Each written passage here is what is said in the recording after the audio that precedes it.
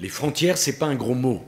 C'est une réalité. Effectivement, ce n'est pas un gros mot les frontières. Mais comment sont-elles nées?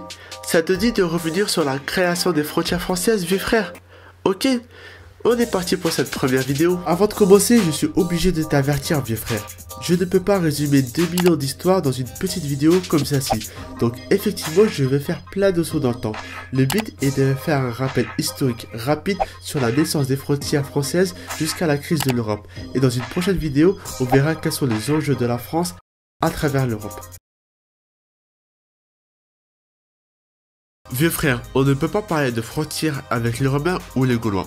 Le royaume de France commence à se créer lors du partage de Verdun en 843 par les petits-fils de Charlemagne. Et encore vieux frère, sache que les historiens parlent de la nation française qu'à partir du XIIe siècle. Mais cela, je te l'expliquerai dans une prochaine vidéo. Avec ce partage, on commence à avoir les prémices du territoire. Les Valois créent une unité avec la guerre de 100 ans. C'est pendant ce conflit que les Français dégagent les Anglais de notre territoire qui tenaient la Guyane, actuellement appelée l'Aquitaine. La France forme désormais un bloc. La fin du Moyen-Âge a contribué à la naissance de la France comme territoire et nation. Maintenant, si tu me le permets, vieux frère, on va passer à la deuxième partie. L'époque moderne et contemporaine font des traités ou des alliances pour élargir le territoire. La deuxième étape se fait par le biais des traités. François Ier annexe la Bretagne en se mariant avec la fille de Anne de Bretagne qui se nomme Claude. Mais elle ne sera pas totalement conquise, vieux frère. Il faut attendre Louis XVI pour que la Bretagne perde son autonomie. Enfin, le régime de Vichy ampute la Bretagne de sa capitale historique qui est Nantes en créant une nouvelle ville qui est Rennes. Louis XIV annexe l'Alsace et la France-Comté. Il décide ensuite de prendre l'Artois qui était aux mains des Espagnols. Son petit-fils, Louis XV, annexe la Lorraine et achète la Corse. La France métropolitaine parvient à ses limites actuelles. Maintenant, vieux frère, on va s'intéresser au territoire d'outre-mer. On a souvent tendance à l'oublier, vieux frère, mais la France possède de nombreux territoires en outre-mer. C'est l'un des pays qui a le plus d'îles avec les États-Unis. C'est Louis XIII qui décide d'agrandir son territoire en colonisant la Guadeloupe, la Martinique et la Guyane. Louis-Philippe prend la Polynésie.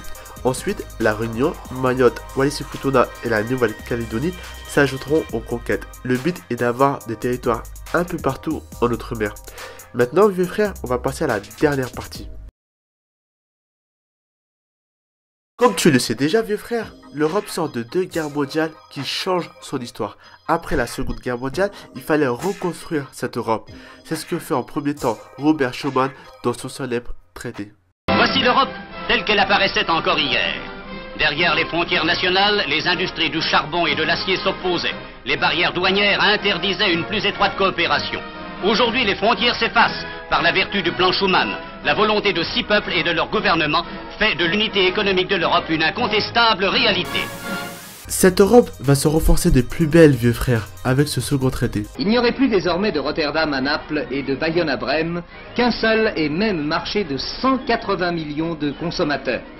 Un marché à l'intérieur duquel les hommes, les marchandises et les capitaux pourraient circuler librement. La troisième phase se fait par les accords de Schengen qui a vu pour la première fois supprimer les contrôles de police et de douane. Ensuite, vieux frère, Georges Pompidou et Mitterrand ont soumis tous les deux un référendum aux Français. L'un porté pour l'entrée de la Grande-Bretagne, du Danemark, de l'Irlande, de la Norvège dans la communauté économique et européenne. L'autre portait sur le traité de Maastricht qui visait à ratifier le texte du traité sur l'Union européenne. En 2002, la France fait un grand pas dans cette Union européenne, vieux frère. Elle change de monnaie pour n'avoir qu'une seule et unique dans toute l'Europe. Ensuite, en 2005, ce sera au tour de Jacques Chirac qui va faire lui aussi un référendum. Mais lui, ça n'a pas trop marché. Il faudra attendre la présidentielle de Sarkozy qui va le faire revoter, mais cette fois-ci par les parlementaires. En 2012, l'Europe reçoit le prix Nobel de la paix. Elle atteint alors son apogée. Mais comme tu le sais, vieux frère, quand on est tout là-haut, on peut que redescendre. C'est ce qu'on va voir dans cette partie qui va nous servir de transition pour la prochaine vidéo. Aujourd'hui, vieux frère, l'Europe connaît de nombreuses crises. D'abord, une crise financière qui est arrivée en 2007. Certains pays sont tombés en faillite. L'Europe a dû intervenir financièrement. Mais va voir le film Le cas du siècle, vieux frère, qui explique le pourquoi de cette crise. Il y a comme une grosse arnaque dans l'air. Les banques font couler le champagne à flot. Seule une poignée d'outsiders a flairé le coup. L'économie mondiale pourrait s'effondrer. Le deuxième problème, et tu le connais vieux frère, c'est celui du terrorisme. La France a vu depuis 2013 de nombreux attentats sur son territoire. Le pays a rétabli les contrôles d'identité sur l'ensemble de ses frontières, suspendant pour une durée indéterminée la libre circulation à l'intérieur même de l'espace de Schengen afin d'éviter toute menace terroriste. Troisième problème, c'est le cas des migrants que la guerre a fait venir en France. Cela pose un réel problème, notamment à Calais. Enfin, cerise sur le gâteau dans cette suite de crise, c'est la sortie de l'Angleterre de l'Union Européenne. Tout cela arrive juste avant les élections présidentielles. La question qu'on se pose, vieux frère, c'est quel avenir pour l'Europe? Pour la prochaine vidéo, je vais traiter des enjeux de la France à travers l'Europe. Je te parlerai de 3 grands thèmes, vieux frère. D'abord, les frontières, qui est un enjeu principal. Ensuite, la réponse de l'Europe face au terrorisme. Et enfin, les commerces internationaux, notamment les liens avec les États-Unis depuis l'arrivée de Trump. Je crois que nous devons être lucides sur la situation que connaît l'Europe. Je l'ai souvent rappelé, ce n'est pas une crise de plus, ça peut être la crise de son existence même, de ses fondements même. Et c'est pourquoi nous devons avoir à l'esprit de donner aux Européens une claire vision de ce que peut et de ce que sera l'avenir.